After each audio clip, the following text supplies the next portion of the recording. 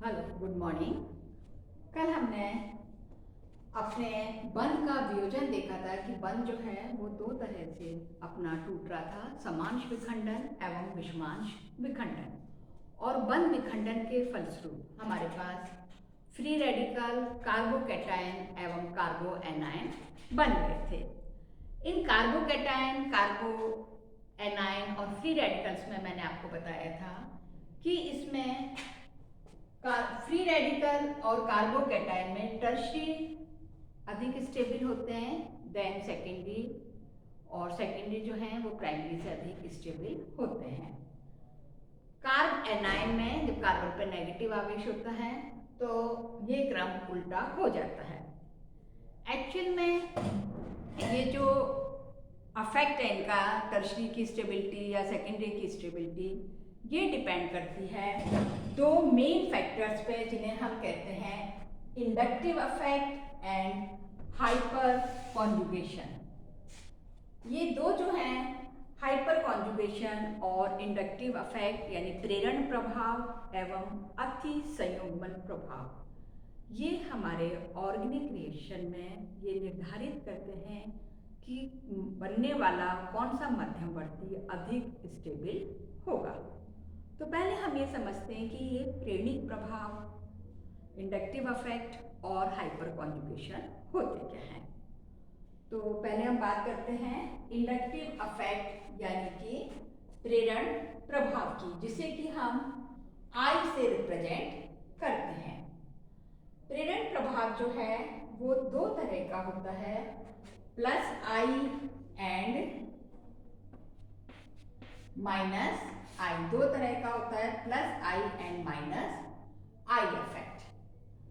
प्रेरण प्रभाव जो है वो कम विद्युत ऋणी से अधिक विद्युत ऋणी परमाणुओं का, इलेक्ट्रॉनों का फ्लो है। पॉजिटिव से नेगेटिव परमाणुओं की तरफ, अणुओं की तरफ इलेक्ट्रॉनों का फ्लो है जो कि परमानेंट होता है।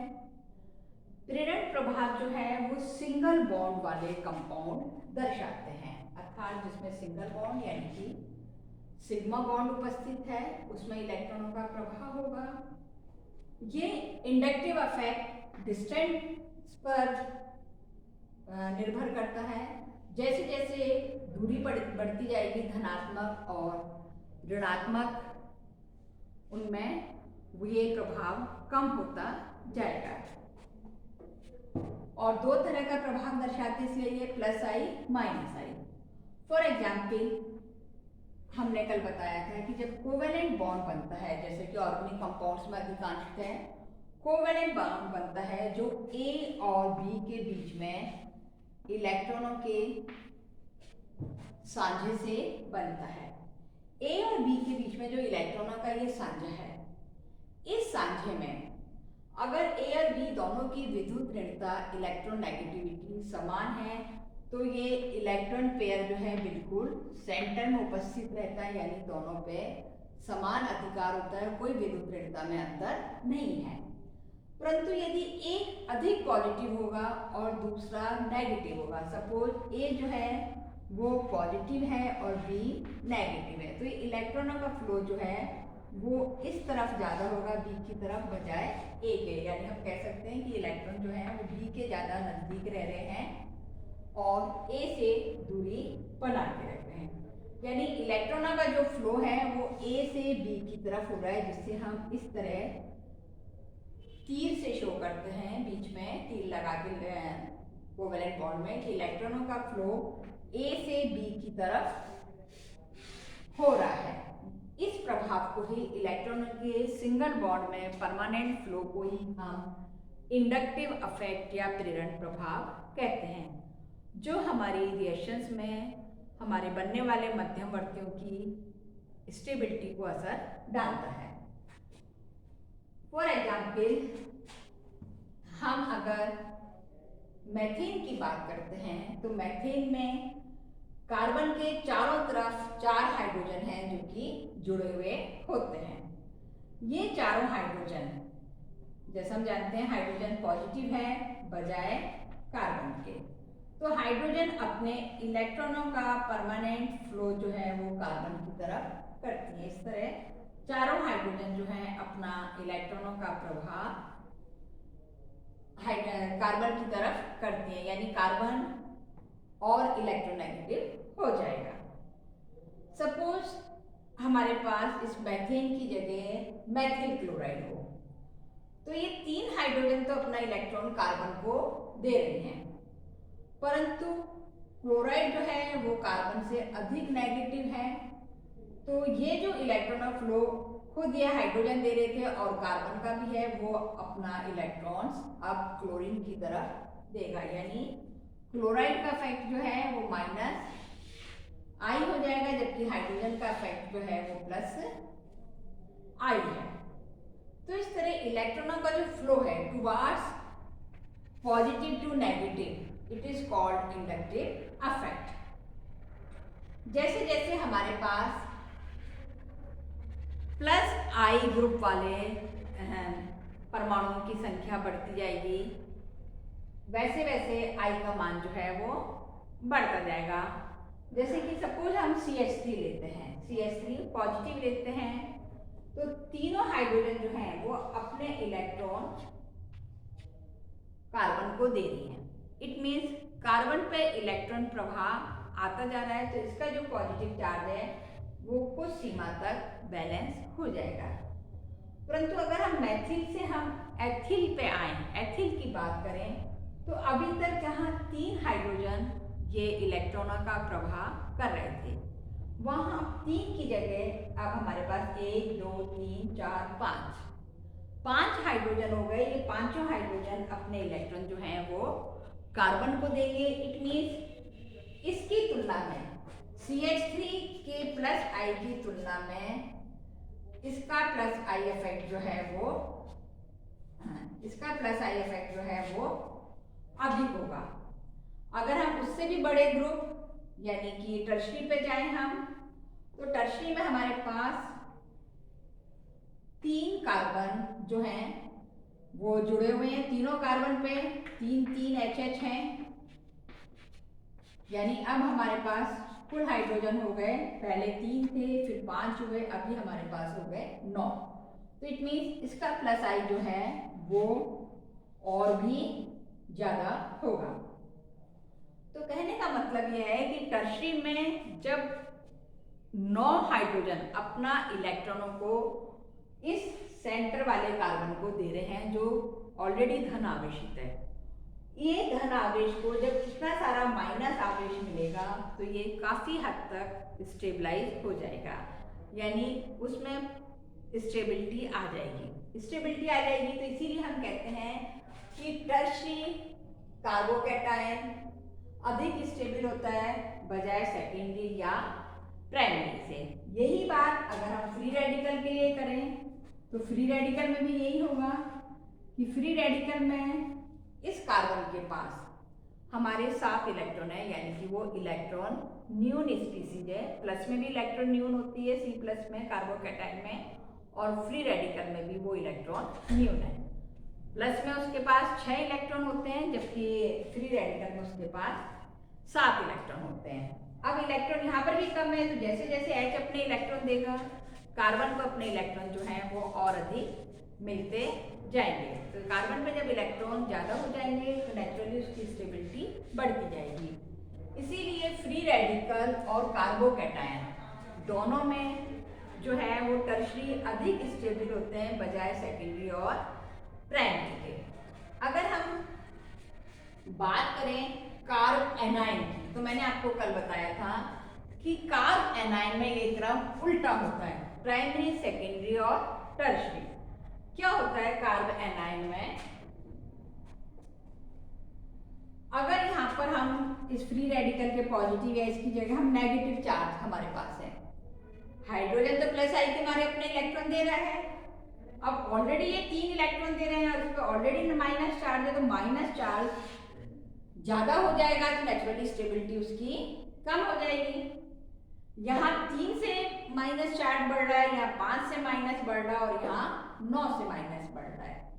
तो आप खुद ही सोचिए कि जब इतने 9 हाइड्रोजन अपने इलेक्ट्रॉन दे रहे हैं तो 9 जनों से जब उसका 9 हाइड्रोजन से उसका माइनस चार्ज बढ़ रहा है, तो नेचुरली टर्शरी में जब हमारे पास यहाँ टर्शरी एनायन होगा, तो टर्शरी एनायन में क्या होगा कि बहुत ज़्यादा नेगेटिव चार्ज जो है इस कार्बन के ऊपर उपस्थित हो जाएगा। तो जब बहुत ज़्यादा नेगेटिव हो जाएगा तो भी वो अनस्टेबल हो जाएगा। इसलिए कार्ब एनायन में इंडक्टिव अफेक्ट तो हालांकि हाइड्रोजन का प्लस आई रहता है, परंतु हाइड्रोजन के इस प्लस आई इफेक्ट के कारण कार्ब एनायन पे, जिस पे ऑलरेडी नेगेटिव चार्ज है, बहुत ज़्यादा नेगेटिव चार्ज हो जाता है, तो वो अनस्टेबल हो जाता है बजाय 3 हाइड्रोजन वाले मैथिल समूह से। इसीलिए मैंने आपको कहा था कि कार्ब एनायन में जो स्टेबिलिटी का क्रम है वो ऊपर कार्बोकैटायन या कार्बो फ्री रेडिकल से उल्टा हो जाता है, और इसमें प्राइमरी अधिक स्टेबल होता है बजाय सेकेंडरी और टर्शरी से, क्योंकि कार्बोकैटायन या फ्री रेडिकल जो है वो हमारी इलेक्ट्रॉन न्यून स्पीसीज है, जबकि कार्ब एनायन में 3 और 3 कार्बन के मतलब 6 और 2 ऑलरेडी 8 इलेक्ट्रॉन हो चुके हैं, तो इसलिए वो ऑलरेडी इलेक्ट्रॉन रिच है और अधिक इलेक्ट्रॉन आएंगे तो वो नेचुरली अनस्टेबल हो जाएगा। तो इस तरह इंडक्टिव इफेक्ट जो है वो हमारे जो फ्री रेडिकल, कार्बोकैटायन, कार्बो एनायन जो भी हमारे स्पीसीज बनी है जो रिएक्शन आगे परफॉर्म करेंगे उनकी स्टेबिलिटी पे फर्क डालता है। दूसरा मैंने आपसे कहा था कि एक इफेक्ट और होता है जिसको हम हाइपर कॉन्जुगेशन कहते हैं। हाइपर कॉन्जुगेशन यानी कि अति संयुग्मन, या इसे कई बार हम बिना बंध का अनुनाद भी कहते हैं। इसमें क्या होता है कि सपोज हम बात करते हैं हमारे एथिल समूह की। एथिल समूह में हमारे पास CH3 CH2 प्लस है। इसमें बीटा हाइड्रोजन मीन्स जो हमारा ये वाली कार्बन है इसके पास वाले कार्बन की जो हाइड्रोजन है वो हाइड्रोजन जो है कुछ समय के लिए बिना बंध के साथ पॉजिटिव आयन के रूप में अलग हो जाती है, और ये प्लस वाला जो कार्बन है वो डबल बॉन्ड बना लेता है। तो एक एक हाइड्रोजन जो है वो हर बार बिना बंध के अनुनाद से बीटा हाइड्रोजन अलग होती जाएगी। फॉर एग्जाम्पल इसमें मानो हम इसे नंबर 1 कहते हैं और इसे नंबर 2 कार्बन कहते हैं। ये नंबर 2 जो है ये वाली हाइड्रोजन जो है वो बीटा हाइड्रोजन है। तो ये बीटा हाइड्रोजन जो है हमारे पास 1 2 3 है।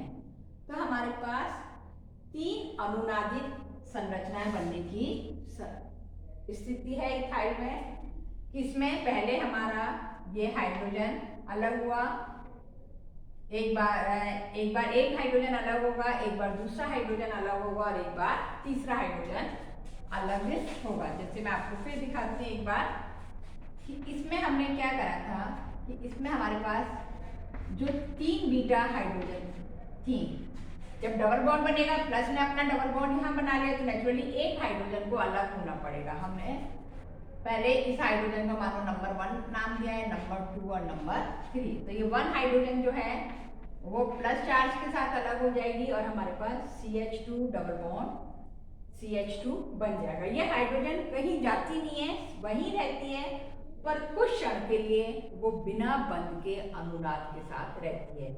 अब दूसरी अनुनादित स्थिति में ये दूसरा हाइड्रोजन जो है वो बिना बंध के रह जाएगा। देखिए कोई बंध नहीं है बीच में। और एक स्थिति है, नेक्स्ट स्थिति में तीसरा हाइड्रोजन जो है वो बिना बंध के रह जाएगा और CH2 डबल बॉन्ड CH2 बन जाएगा।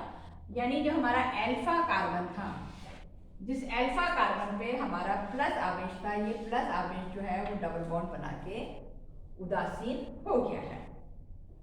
तो इस पोजीशन को हम कहते हैं हाइपर कॉन्जुगेशन या बिना बंध का अनुनाद। इथाइल में हमारे पास तीन बीटा हाइड्रोजन होती हैं, आइसोप्रोपाइल में हमारे पास 6 होती हैं और टर्शरी ब्यूटाइल में हमारे पास 9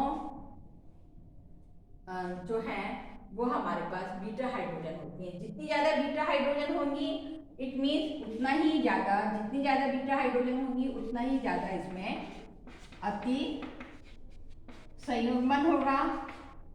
इट मीन्स टर्शरी में हमारे पास सबसे ज़्यादा है, तो टर्शरी जो है उसमें हाइपर कंजुगेशन सबसे अधिक होगा, देन सेकेंडरी से, देन प्राइमरी से। जैसे कि अब हमारे पास मानो हम टर्शरी का एग्जाम्पल लेते हैं, अभी हमने इथाइल का देखा, हम टर्शरी आयन का उदाहरण लेते हैं टर्शरी ब्यूटाइल का। तो टर्शरी ब्यूटाइल में क्या है कि हमारे पास 1 2 3 4 5 6 7 8 9, हमारे पास 9 हाइड्रोजन है। पहले एक हाइड्रोजन ने पॉजिटिव बनाया, नेक्स्ट स्थिति में ये नंबर 2 हाइड्रोजन पॉजिटिव हो जाएगी, ये बंध बना लेगी, उससे नेक्स्ट में ये 3, इसी तरह ये 4 5 6 7 8 9 हाइड्रोजन जो है एक एक बार पृथक हो जाएंगे इसी तरह बिना बंध के अनुनाद बनाते हुए, और 9 अनुनादित संरचनाएं जो हैं हमें प्राप्त हो जाएंगी। इसीलिए हाइपर कॉन्जुगेशन के मारे टर्शरी अधिक स्टेबल होता है, सेकेंडरी और प्राइमरी, उसके बाद प्राइमरी। तो इस तरह ये हाइपर कॉन्जुगेशन और इंडक्टिव अफेक्ट जो है हमारे कार्बोकैटायन, कार्बो एनायन या फ्री रेडिकल की स्टेबिलिटी को निश्चित करते हैं। आगे हम देखेंगे इनकी स्टेबिलिटी से अब रिएक्शन किस तरह होती है। Thank you.